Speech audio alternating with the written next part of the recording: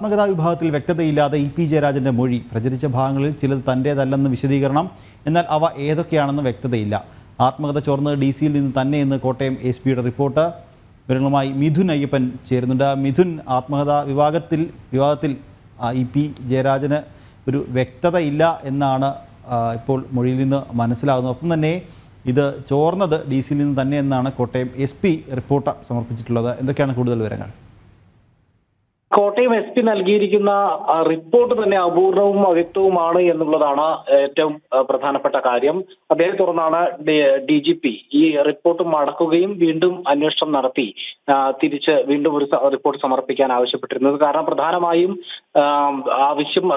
അറിയേണ്ട ചോദ്യങ്ങൾക്കൊന്നും ഉത്തരം ലഭിക്കാതെയാണ് ഈ റിപ്പോർട്ട് നൽകിയിരുന്നത്. SP റിപ്പോർട്ട് നൽകിയിരുന്നത്. SP-ക്ക് ലഭിച്ച മൊഴികളും ഇത്തരത്തിൽ തന്നെ അവ്യക്തവും അതുപോലെ തന്നെ അപൂർണവുമായിരുന്നു എന്നുള്ളത് തന്നെയാണ് ഇപ്പോൾ ലഭ്യമാകുന്ന വിവരം. അതായത് പ്രധാനമായും രണ്ടുപേരുടെ മൊഴികളാണ് ഏറ്റവും പ്രധാനമായി ഈ റിപ്പോർട്ടിൽ ഉണ്ടാകേണ്ടത്. ഒന്ന് ഇ.പി. ജയരാജന്റെ മൊഴിയും അതുപോലെ തന്നെ DC ബുക്സ് ഉടമ DC രവിയുടെയും മൊഴി. ഈ രണ്ടും അവ്യക്തമായി തന്നെ തുടരുന്നു എന്നുള്ളതാണ്. അതായത് പ്രചരിച്ച ചില ഭാഗങ്ങൾ, വിവാദമായിട്ടുള്ള ഭാഗങ്ങളെല്ലാം തന്നെ ചിലത് കൂട്ടിച്ചേർത്തതാണ് എന്ന് ഇ.പി. ജയരാജൻ മൊഴി നൽകിയിട്ടുണ്ട്. പക്ഷെ അവ ഏതൊക്കെയാണ് എന്നത് കൃത്യമായി പറയാൻ ഇ.പി. ജയരാജൻ തയ്യാറായിട്ടില്ല എന്നുള്ളതാണ് അതിൽ പ്രധാനപ്പെട്ട കാര്യം. ഏതൊക്കെയാണ് പ്രചരിച്ചത് ഇത്തരത്തിൽ തന്റേതല്ല എന്ന് പറയുമ്പോൾ ഏതൊക്കെയാണ് ആകാത്തത് എന്ന് പറയാനും ഇ.പി. ജയരാജന് കഴിയണം. പക്ഷെ അത് ഇവിടെ കഴിഞ്ഞിട്ടില്ല എന്നുള്ളതാണ് ഏറ്റവും പ്രധാനപ്പെട്ട കാര്യം.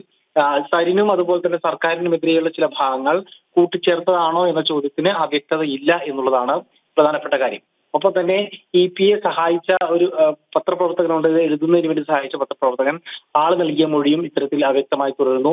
കരാറുകൾ സംബന്ധിച്ചുണ്ടായിരുന്ന DC രവിയുടെ മൊഴിയും അവ്യക്തമായി തുടരുന്നു. ഇത്തരത്തിൽ അവ്യക്തതകൾ നിറഞ്ഞതാണ് SP നൽകിയ റിപ്പോർട്ട് എന്ന് തന്നെയാണ് മനസ്സിലാക്കാൻ സാധിക്കുന്നത്.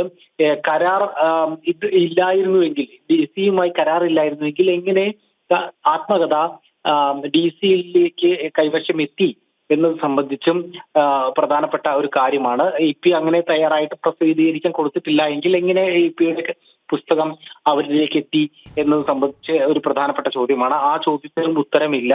അതുകൊണ്ട് തന്നെ എന്തായാലും ഇത് സംബന്ധിച്ച് പുസ്തകവുമായി ബന്ധപ്പെട്ട് 2 കോപ്പികളാണ് ഉണ്ടായിരുന്നത്. ഒന്ന് ഇ.പിയുടെ കയ്യിലും ഒന്ന് DC-യുടെ കയ്യിലും. അതിൽ DC-യുടെ കയ്യിലുണ്ടായിരുന്ന കോപ്പിയാണ് ഇത്തരത്തിൽ ചോർന്നത് എന്നത് സംബന്ധിച്ച് ഒരു ഉത്തരം നൽകാൻ ഈ റിപ്പോർട്ടിന് സാധിച്ചിട്ടുണ്ട്. ആ റിപ്പോർട്ടിൽ ഇത്തരത്തിൽ ഇ.പിയുടെ ഭാഗത്തു നിന്നുള്ള അല്ല ചോർന്നത്, DC ബുക്സിന്റെ ഭാഗത്തു നിന്നുള്ള കോപ്പിയാണ് ചോർന്നത് എന്നുള്ള വിവരമാണ് ഇപ്പോൾ ലഭ്യമാകുന്നത്. ഏതായാലും ഇപ്പോൾ റിപ്പോർട്ട് DC ഇതുമായി ബന്ധപ്പെട്ടുള്ള ഈ റിപ്പോർട്ട് SP നൽകിയ റിപ്പോർട്ട് മടക്കിയിട്ടുണ്ടായിരുന്നു DGP. വീണ്ടും അന്വേഷണം നടത്തി സമർപ്പിക്കാനാണ് ആവശ്യപ്പെട്ടിരിക്കുന്നത്. ശരി മിഥുൻ, ആത്മകഥാ വിവാദത്തിൽ വ്യക്തതയില്ലാതെ ഇ.പി. ജയരാജൻ്റെ മൊഴി പ്രചരിച്ച ഭാഗങ്ങളിൽ ചിലത് തൻ്റേതല്ലെന്നാണ് വിശദീകരണം. എന്നാൽ അവ ഏതൊക്കെയാണെന്ന് വ്യക്തതയില്ല. ഒപ്പം തന്നെ ആത്മകഥ DC-യിൽ നിന്നാണ് ചോർന്നത് എന്ന് കോട്ടയം SP റിപ്പോർട്ട് നൽകിയിട്ടുണ്ട്. വിവരങ്ങൾ നൽകുകയായിരുന്നു കോട്ടയത്ത് നിന്നും മിഥുൻ അയ്യപ്പൻ.